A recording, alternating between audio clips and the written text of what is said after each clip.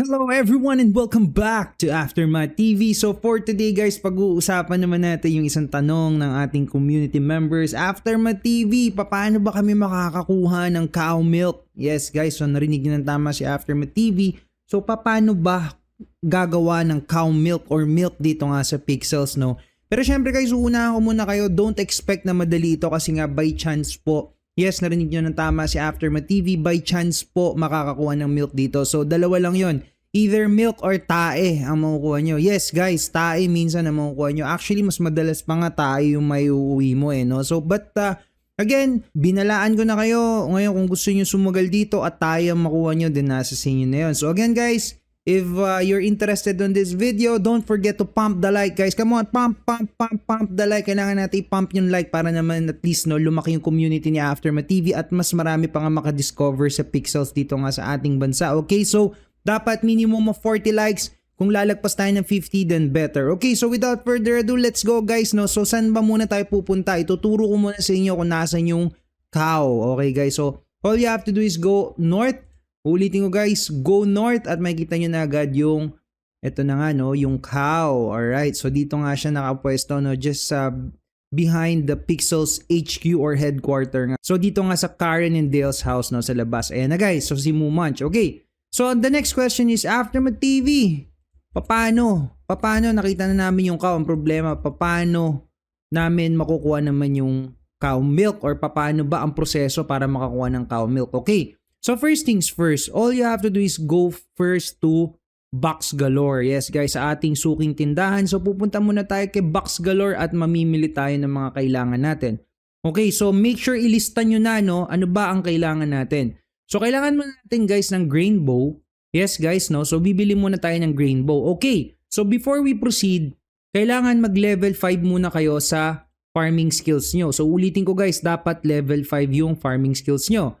Once you go to the store, bibili kayo dito guys ng grain bow seeds. So, bili muna tayo guys ng 100. Wala namang problema yan. Marami tayong berry guys, no? And for the information of everyone, hindi pa tayo nag-withdraw ulit. Ayan. So, syempre, dahil nga gumagawa tayo ng tutorial and guides.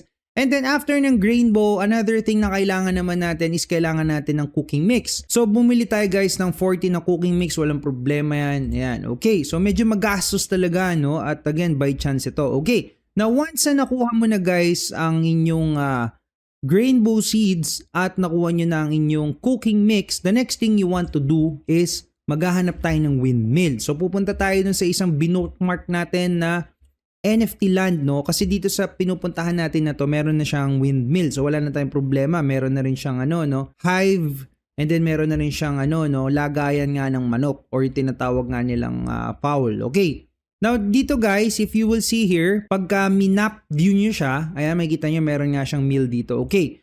So, kailangan natin pakainin kasi ng Mumanch yung cow para mag-produce siya ng either tae or milk. Okay guys, no? So, punta tayo dito, Mumanch. Ito yung kailangan natin, Mumanch. So, kailangan nga natin ng 12 na grain bow and then kailangan nga ng 20 cooking mix and then after nun by chance yan. Okay, so ang gagawin natin ngayon, magtatanim muna tayo guys ng grain bow seeds. Wala namang problema yan. Meron tayong energy. Kung tatanungin nyo si Aftermath TV kung farming level lang naman din ang habol nyo, go for popberry na lang. Wala namang kaso yun. Or probably you go for watermint kung level 11 na nga kayo. No? Okay. So saktong tanim-tanim muna tayo. So habang nagtatanim si Aftermath TV, make sure to subscribe to our channel. So yan. No? Okay. So 1 hour nga siya, no? Bago nga ma-harvest. Okay. And then, gather kayo ng 12 na grain bow. And then, after nun, pupunta lang kayo sa windmill. Para nga, of course, ulitin ko, makagawa kayo ng Mumanch using, of course, the grain bow and, syempre, yung inyong cooking mix. Ayan. So, para magkaroon nga kayo ng isang Mumanch. And then, once na kinraft nyo siya, kakailanganin nyo ng 10 minutes, no?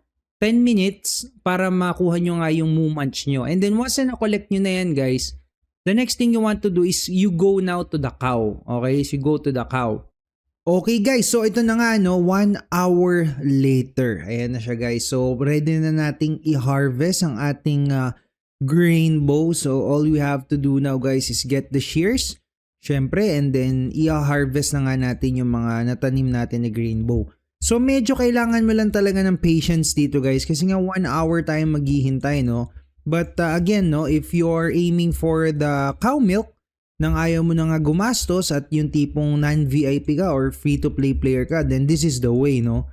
Kung paano nga makakakuha ng Grainbow. Ayan guys, no? So, medyo meron pa nga tayo na miss out na isa dito. Pero okay lang yan guys, walang problema yan. Babalikan lang natin siya later. So, diligan lang natin siya and then we'll see it again after, ito na nga, 1 hour. Okay. So, anyway guys, now we go to, of course, sa ating meal. Ayan na guys. No? So pagdating nyo dito sa meal guys, as I've said, kailangan nyo guys ng Moo Munch. So ang gagawin natin dito is that you need to create a Moo Munch. So medyo inventory full lang tayo as of now.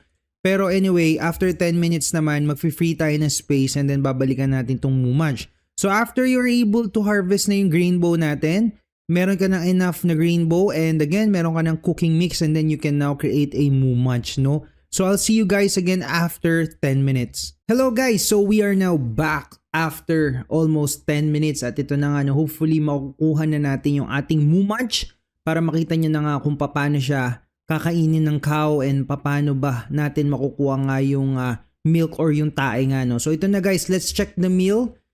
Alright, so 7 seconds to go. Hintayin na natin to and habang hinihintay natin, don't forget to subscribe to Aftermath TV. Let's go! So collect na natin guys yung Moo Munch and finally, no, after a very long delay or commercial break at nakakuha na nga tayo finally ng isang Moo Munch. Okay, so once na makuha mo na yung Moo Munch mo, all you have to do guys is go back to Terra Villa and then babalik tayo dun sa location kung nasan nga yung cow. Pero again guys, no, you will still have to wait, no. So may waiting time pa ulit to bago mo nga makuha yung result, either tae nga or milk yung makukuha mo.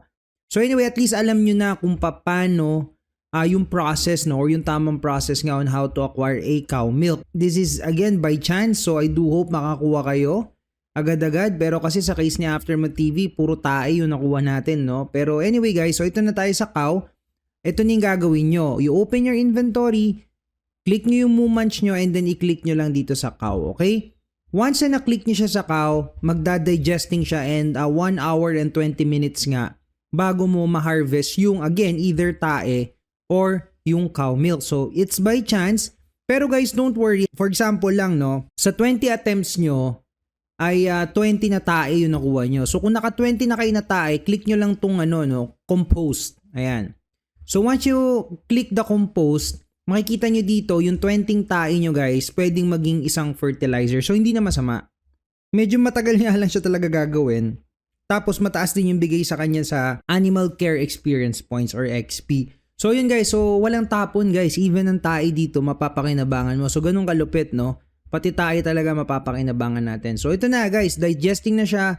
Hindi natin alam kung ano yung magiging result nito. Siguro probably I will just record it and share it in a short form video. I don't know.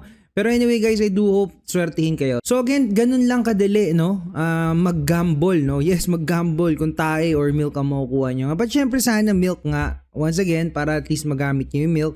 Pero kung tae, gamitin nyo na lang si compost at kumuha na lang kayo ng fertilizer. Okay, so don't forget to subscribe to Aftermath TV. If nagustuhan nyo itong video na to at sa palagay nyo makakatulong ito sa mga friends nyo, don't forget to share it. And again, pump the like everyone. We need to pump the like. Come on guys, pump it, pump the like para at least matulungan nyo si Aftermath TV. So once again, maraming salamat po and see you